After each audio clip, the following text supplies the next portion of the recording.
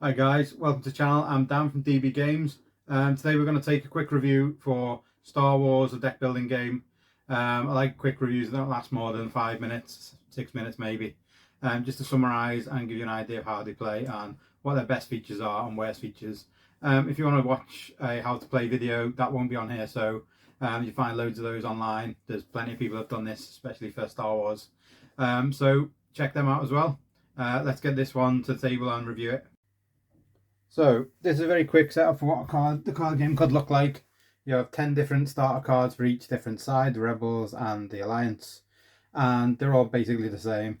Some give you a couple of damage, some give you some resources, and you basically start with the same deck of cards each. But as you go, things change. The row of cards is always 6 available, and the Rebels always start with the Force on their side. So this card game is great in the way that it lays out the game. As you can see, the cards are a bit weirdly set out.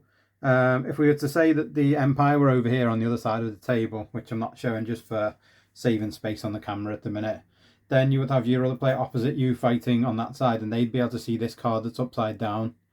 It's a really cool mechanic, because then as the Rebels, I can see what I'm going to get for a reward if I destroy this card, which is at the top, and the Empire player on the other side can see the rewards for buying the card and what it will give them when they play it. And sometimes you can get it set out like this quite a lot, where you've got a lot of reds or a lot of blues, and there's none on your turn that you can take for your deck, but you can destroy them and attack them for the value in the top right here and get the reward still. And also that means that the other player can't then get those cards. So for example, this Luke Skywalker card, he takes 8 to kill, but he gives you loads of resources and 4 force, which is a lot in this game. And the Force comes into play with a lot of cards. Let's say if the Force is on your side, you get extra bonuses. So there's quite a lot going on. And as you can see, there's a pile of planets here. You both start with a basic level 8 planet, which takes 8 damage. And then you can, once you've destroyed one of your 8, you get to choose another planet. Depending on the situation you're in, they have different things, and both sides are slightly different, but similar. Like Solust, you can place the first card you purchase each turn on the top of your deck. So you're going to get that straight away. That's really cool. Some of them let you add the first neutral card you purchase each turn to your hand. So you get that straight away. And then varying on how powerful a planet is, depends on what defense rating it has. So you may want to have a bigger defense with 16 here. Or you may want a powerful card that gives you, when you reveal Dagobah, you exile up to 3 cards from your hand or discard pile. So that has really helped you to build your deck nicely. So there's a lot of cool things you can do with the planets, the cards, ramping up the powers. As you play, the Empire gets a lot stronger the longer the game goes on, but the Rebels are quite strong to start with because they've got the Force on their side. So it seems like it's really well balanced. Each games I've played, we've had a few wins from each different side. Obviously, if you can win it quicker, the Rebels have got a better chance. As long as the game goes on longer, the Empire seems to get stronger and stronger. And of course, you've got neutral cards as well that both sides can buy as well, which help on either case. And you also have what are known as Imperial, I can't remember what they're called, the ships, capital ships. You can get these type of capital ships that go in front of your planet and protect them. And as long as they're there, they will protect them, and each round you will get the benefit from them. So they're really, really good. If they come out in a deck for the opposite colour, most of the time you want to try and blow them up before the other player buys them, because they go in front of the planet. Then when they're destroyed, they don't get discarded out of the game. They just go into the player's discard pile. So when they get another hand later on, they'll get it back. So they can be really powerful. But both sides have got a chance to get them. It's a really, really well balanced game. There's cool characters, as you can see here out. We've got Luke Skywalker, Cassian Andor.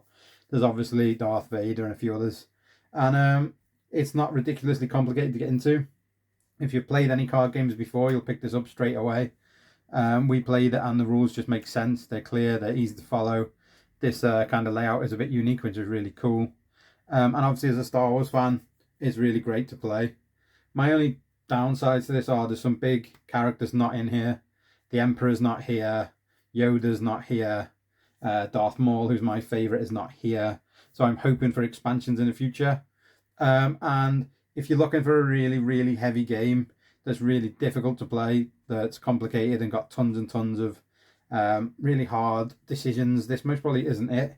It's quite tricky picking what you want, and you do get decisions which are really interesting, but it's not complicated and it's quite easy to follow, and Normally it's quite obvious what you want to buy. You may only have 4 resources, so you're going to buy the U-wing because it's a little bit better than that. But maybe you want a bit of attack, so you pay the 3 cost and don't get all 4 of your resources spent this turn.